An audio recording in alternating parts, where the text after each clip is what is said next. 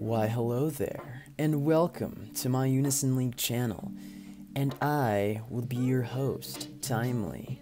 So finally, A-Team has just dropped the Coliseum. About goddamn time, I've been waiting for so long. You would think that Coliseum would come out with Raid, but this time it's not. Last Raid, they actually didn't come out with Coliseum. I was so surprised and very disappointed, but now that it's out, I've been having a great time doing some Raid.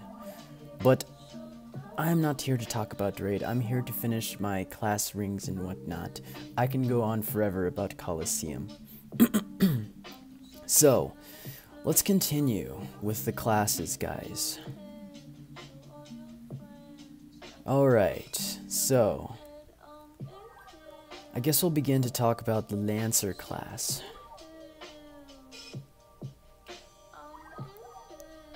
Not the Dragoon, not the Executioner, the ValDragoon. Okay, so first we have the Riot Break. Ability power of 150 deals physical damage that penetrates damage reduction and reflection effects with success value of 80 to a single enemy 1 to 3 times. So, oh yeah, the additional effect. So it reduces the Unison gauge gains of the target by 1 for 20 seconds. Now, Riot Break is pretty goddamn good, guys. Like, if you're lucky and you get to hit all 3 times and not miss, it will literally destroy you. You will melt, okay? If you do not have physical nulls, you are fucked, okay? So, it still makes physical nulls very, very relevant, especially for very strong Lancers, even though Lancers is kind of a dying breed in my opinion. But no, they're actually really good if you have the attack stats to use them. So, the only thing that I do not like about Riot Break is that it has a lot of RNG. I've seen so many Lancers use this ability, and they just they hit one time, and then they miss. They do no damage. But at least they add the added effect, where it reduces Unison gauge gains, which is very, very annoying. Especially if you hit a high priority target, and everybody's attacking them, they're going to have a hard time building Unison.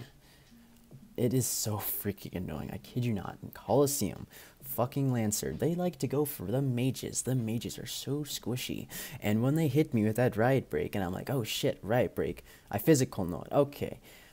Now my Unison gauge gain is fucking debuffed. And now I can't build my Unison. Like, every time I use an ability or some shit, I don't get Unison. And when I get hit, I barely get any Unison from getting hit. It's so freaking annoying. So Riot Break is really, really good for stacking that Unison gauge reduction debuff, or yeah, and focusing that one enemy so they can't get their Unison to retaliate. It is so good. Lots of treasure hunters do this too. So treasure hunters and Lancers have this really awesome benefit. So, moving forward. Next, we have Quick Raid. Ability power of 160 deals physical damage to a single enemy 1 time. Added effect increases the target's break value by 40 and reduces your character's ability cooldown times by 25% for 10 seconds. Now, this reminds me a lot of Linkage Arrow, but the ability power is so low, guys. You can get so much more ability power from using other Lancer abilities, but the ability reduction cooldown is actually really nice. I mean, I guess you can kind of integrate it into your build, but for PvP, like, it doesn't do damage. It hits less than a break thrust, and you do not have the piercer benefits. You're only using it for the cooldown reduction. I honestly don't know if it's worth using for PvP, but for crystal breaking or player versus enemy, it might have some value, especially for the break. Break is really good, so I think it's like a better version of Sting, in my opinion. Now, let's move forward to Lion Formation. Applies Jealousy State to all enemies that nullifies Unison gauge fill 1 time. Now that is super overpowered. Sometimes Lion Formation is just so freaking crazy good in Coliseum. I've seen Lancers use this shit, and then literally I'll get hit by like a fucking Astrolabe or a Starburst, and I should be getting like 50% unison from taking all that damage, but really I get like 0, and I'm just like, fuck. They just popped my res, I'm at half health, and I did not get any unison from that attack. So line formation is really, really good, guys. Now we have our Volcanic Nova. I've seen a lot of Lancers using this, actually. Ability power of 80, deals damage to a single enemy 4 times. Ability power boosted by 50 after each hit when the target is broken, up to a maximum of 280. So this is attack you would have to use when your target is broken. There's like no exception. It would do like really shit damage if you didn't. And it also combos with quick raid too. So like you have like a quick raid Volcanic Nova build going on. You could always do that for player versus enemy. You could do some pretty decent damage. And you have the reduced ability cooldown times too. So that's always a nice little boon right there. Now let's move forward. Now we have our Dragon Ripper. Ability power of 100, deals physical damage to a single enemy 3 times. Ability power boosted by 50 for each critical hit, up to a maximum of 250. Paralyzes the target for 10 seconds with a success value of 70. Now, when you combo it when used after Stake All, deals physical damage 3 times with ability power of 120. So I actually find Dragon Ripper really, really good, actually. You could actually use this with Fatals. If you have a Fatal in your main slot, like a Fatal R or a Fatal XXL, you could actually use Dragon Ripper really, really well. I've seen some players use Dragon Ripper. It's really strong, especially if you don't have physical nulls. If you're one of those guys that has a magic null in your main slot and then the rest are damage downs, Dragon Ripper will fuck you up. And Riot Break too. I've seen lots of Lancers run Riot Break and Dragon Ripper, but I honestly think that Riot Break and Break Thrust is way better. But Dragon Ripper is still a great alternative though. Now let's look at Stake All. What you need to combo this with Dragon Ripper. So, Stake All increases your character's critical hit chance by 30% and critical hit damage by 30 for 40 seconds. Now, no wonder why you want to combo this with Dragon Ripper, because it has so much to do with critical. So, I do not know about the critical hit chance being increased, because I just find Fatal so much better. Because if you think about it this way, like when you do a Fatal, all of your attacks crit, but when you just have a normal crit buff, all your attacks won't crit. You still have that chance to crit like some of your attacks, but not all of them. So that's the thing about crit chance. And if you want to get the most out of your Dragon Ripper, you would use a Fatal, right? Because you want to get that maximum of 250.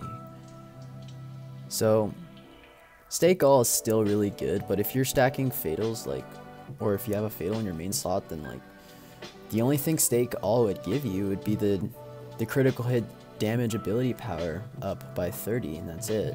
But which is still really good because you're adding that extra 30 AP to like every attack you do.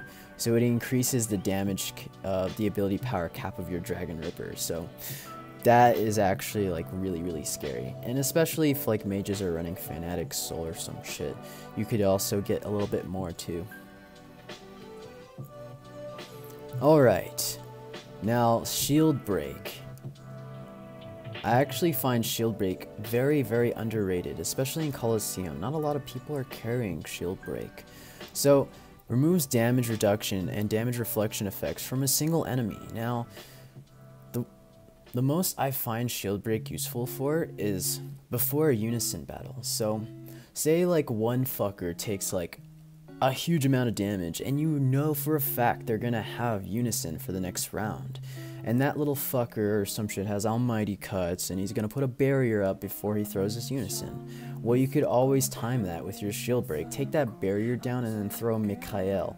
Fucking get more points than their Brahma and their Odin, and then just destroy them because they don't have a barrier. Like, I see it coming in like very, very clutch, especially for high priority targets. Like really, really strong players. You know the strong players from the rest of them, because they've been playing for years, and like you pretty much know their arsenal already. So shield break is really good for like targeting, you know, high priority targets. Okay, and last but not least, we have Dragon Tail. So, usable when a scythe isn't equipped in your main weapon. Ability power 110, deals physical damage to random targets 5 times. Now, combo effect, when used after Dragon Tail, deals damage to a random target 5 times with ability power of 130. Added effect increases your critical hit damage power by 20 for 10 seconds. God damn, Lancers have a lot to do with crit, so I guess stacking a couple of Fatals on your Lancer wouldn't be too bad, huh? The only thing I do not like about Dragon Tail is that it's random, okay guys? It's kind of like Kill Dance, but has less AP. Maybe it does the same amount of damage as Kill Dance if you combo it, but still, if it's random and you're hitting a random enemy each time, like, you're not going to one-shot them, you're not going to kill them, you're going to spread that damage across their entire team, thus feeding them Unison so they can get their fucking Kroit faster, and then they'll just Kroit smash the hell out of you so you don't have Unison for the next round. So is Dragon Tail really worth it in that scenario? The only thing I'd find Dragon Tail useful for is, like, I don't know, maybe like when you have Piercer or Frenzy on, or Demonic Aura or some shit. So yeah guys, I still think Lancer is a very powerful class, and I think that they're very well needed, especially if lots of people are stacking damage downs, barriers, and magic nulls together, and they're just totally neglecting their physical null side. Lancers can definitely take advantage in this meta, in my opinion. So, that's all I have to say about Lancer, guys, and I hope you guys enjoyed the video. I have to get going now. Peace.